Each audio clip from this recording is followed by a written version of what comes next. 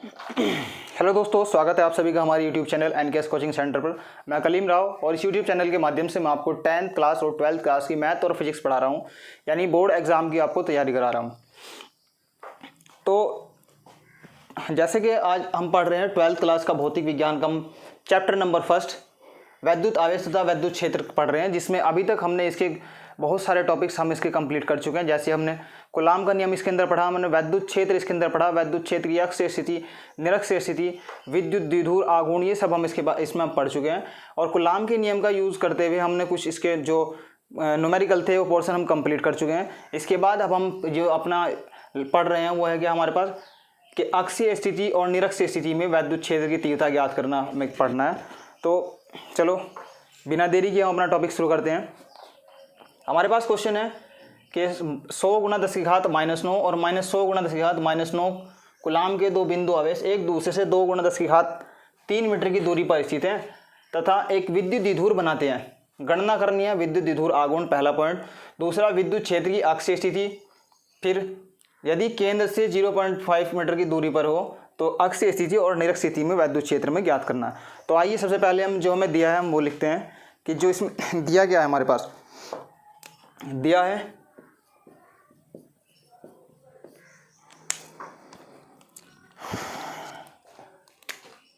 आवेश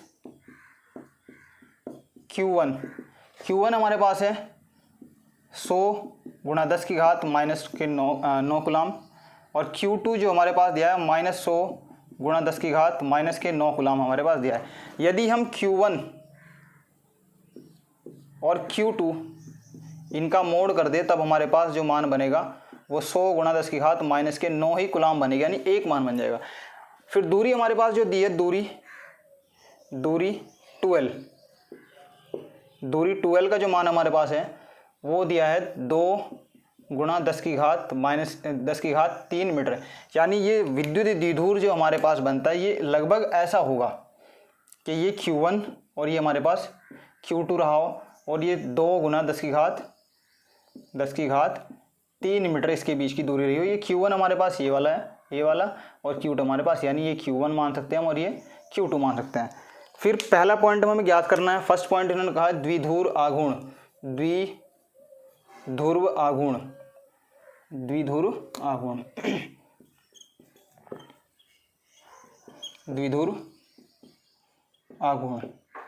तो द्विध्रुव आघूर्ण का हम सूत्र जानते हैं कि P = Q × 2L होता है, यानी एक आवेश का मान या परिमाण और उनके बीच की दूरी के गुणनफल के बराबर होता है। अब हम जानते हैं कि जो हमारे पास Q है वो 100 × 10⁻⁻9 और 2L हमारे पास जो बना है वो 2 × 10⁻³ है। यदि हम इनको गुना करें तो इस नंबर की और इस नंबर की आपस में मल्टीप्लाई करने पर हमारे पास बना 200 × 10⁻⁻9 और प्लस के 3, यानी ये बना 200 × 10⁻⁻6। और यदि हम इन जीरो को भी पावर में कन्वर्ट करें तब हमारे पास बनता है 2 × 10⁻⁻4। ठीक है, ये हमारे पास बना विद्युत द्विध्रुव। और विद्युत द्विध्रुव का जो हमारे पास मात्रक लिखें तो मात्रक हमारे पास बना कूलाम मीटर। फिर दूसरे पॉइंट में हमसे बात करी गई है कि यदि इनके बीच की जो दूरी है 0.5 मीटर हो, जब दूरी R = 0.5 मीटर हो तब अक्षीय स्थिति में वैद्युत क्षेत्र, अक्षीय स्थिति में विद्युत क्षेत्र, तब हमारे पास फॉर्मूला बनता है। यदि हम E' इसको लिखें 1/4πε0 2p/r⁴, तो इसमें मान रखते हैं 1/4πε0 को हम जानते हैं कि 9 × 10⁻9 हमारे पास बनता है 2 और p, 2 ऐसे ही रहा हमारे पास, और p का जो हमने मान निकाला वो है 2 × 10⁻⁻4 और आर की पावर 3 यानी 0.5 इंटू 0.5 इंटू 0.5। यदि यहाँ से दशमलव हटा दी जाए तब हमारे पास 1, 2 और 3 जीरो पर बढ़ती है। फिर यदि 5 और 5 यानी स्टार्टिंग के 2 5 लो, ये लास्ट के 5 और 5 ही गुना कर जाए, ये बने हमारे पास 25, और 25 से यदि डिवाइड किया जाए 25 चौका 100, 4 बार यानी 40 ये बना हमारे पास। फिर यदि इस 5 से डिवाइड किया जाए तो 5 8 40, 8 हमारे पास ये बना। अब हमारे पास जो ई डैश बना, ई डैश हमारे पास 9 गुणा 4 यानी 2 गुणा 2 4 और गुणा 8 गुणा 10 की घात 9 प्लस और माइनस के 4, यानी हमारे पास बने, यदि हम पहले 9 और 8 की गुना कर ले, बना हमारे पास 72 यानी 72 और गुणा 4 और गुणा 10 की घात 5, क्योंकि 9 और माइनस 4 करने पर ये हमारे पास बना वैद्युत क्षेत्र ई। अभी हम ई लिखते हैं, फिर अक्षीय स्थिति में, निरक्षीय स्थिति में ई डैश बना देंगे। तो ई बराबर हमारे पास बना 2 चौक 8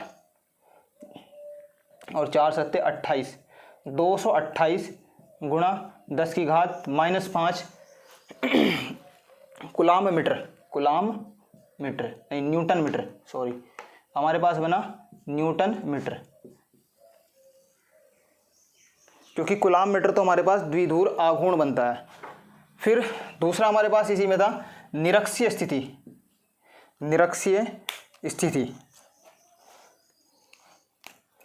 या अनक्षीय स्थिति। निरक्षीय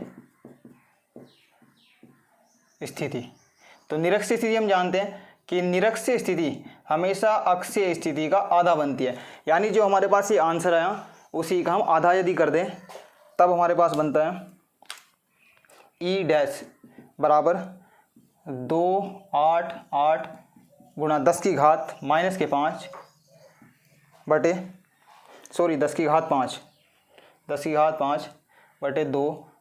यदि 2 से डिवाइड करें ये 1, ये 4 और ये 4 बनता है, यानी ई डैश बराबर 144 इंटू 10 की पावर 5 न्यूटन प्रति कूलाम।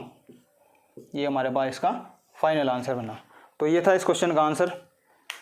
ठीक है, कि पहले हमारे पास जो आवेश दिए हुए थे उन आवेश को लिखा, फिर हमने हमारे पास जो दूरी दी थी उन दूरी को लिखा।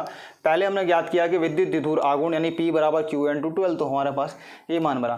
फिर अक्षीय स्थिति हमारे पास थी E बराबर 1/4πε0 2p/r की पावर 3, वहाँ पर मान लगाया तो हमारे पास ये बना। कैसे कि 0.5 0.5 0.5 3 बार रखा और फिर उसके बाद यहाँ से दशमलव यदि हटाए तो 3 जीरो हमारे पास ऊपर बनी, और 5 गुना 5 करने पर 25 बनता है, 25 से हमने इसको डिवाइड करा तो हमारे पास 40 बना। फिर इस 5 से डिवाइड करने पर 8 बना, तो हमारे पास जो एक लाइन में आंसर बना वो हमारे पास बना, यानी 9 गुणा 4 गुणा 8 और 10 की घात -9 और माइनस के 4।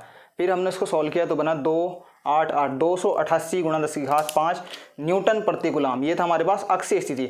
निरक्षीय स्थिति हम जानते हैं कि निरक्षीय स्थिति हमेशा अक्षीय स्थिति का आधा बनती है, तो हमने इसी आंसर को 2 से डिवाइड करा, तब हमारे पास बना 144 गुणा 10 की घात 5 न्यूटन प्रति कूलाम। ठीक है, आप इसका स्क्रीनशॉट ले सकते हैं। तो यदि आपको भी हमारे वीडियो लेक्चर अच्छा लगा हो, ये कंटेंट अच्छा लगा हो, तो आप हमारे इस YouTube चैनल को शेयर जरूर करें और वीडियो को लाइक करें, लाइक शेयर सब्सक्राइब जरूर करें, जिससे आने वाली वीडियो का नोटिफिकेशन आपको मिल सके बहुत जल्दी। या अपने दोस्तों को भी आप शेयर करें, जिससे इस वीडियो लेक्चर का या इस प्रक्रिया का फ़ायदा उनको भी मिल सके। और नेक्स्ट लेक्चर में हम जो बात करने वाले हैं, नेक्स्ट लेक्चर में हम विद्युत क्षेत्र की या विद्युत क्षेत्र में किसी 2 बिंदुओं को रखने पर और उनके बीच में कौन सा बिंदु ऐसा होगा जहां पर विद्युत क्षेत्र शून्य होगा, तो ये हम ज्ञात करेंगे, जो कि बोर्ड एग्जाम की दृष्टि से एक बहुत ही इंपॉर्टेंट क्वेश्चन है और लगभग हर ही साल हर एग्ज़ाम में ये हमारे पास ये बनता है। यानी हर साल बोर्ड एग्ज़ाम, कोई सा भी हमारे पास बोर्ड एग्ज़ाम हो, CBSE बोर्ड हो, हमारे पास उत्तराखंड बोर्ड हो, ICSE बोर्ड हो, UP बोर्ड हो, सभी में ये क्वेश्चन हमारे मिलते हैं। तो हमारी इस प्रक्रिया में आप हमारे साथ दें, और यदि आपको हमारा वीडियो लेक्चर अच्छा लगा हो तो उसको लाइक शेयर सब्सक्राइब जरूर करें। ठीक है, और मिलते हैं नेक्स्ट वीडियो में। तो नेक्स्ट वीडियो में जुड़ना ना भूलें। तब तक के लिए bye bye, take care, thanks allot.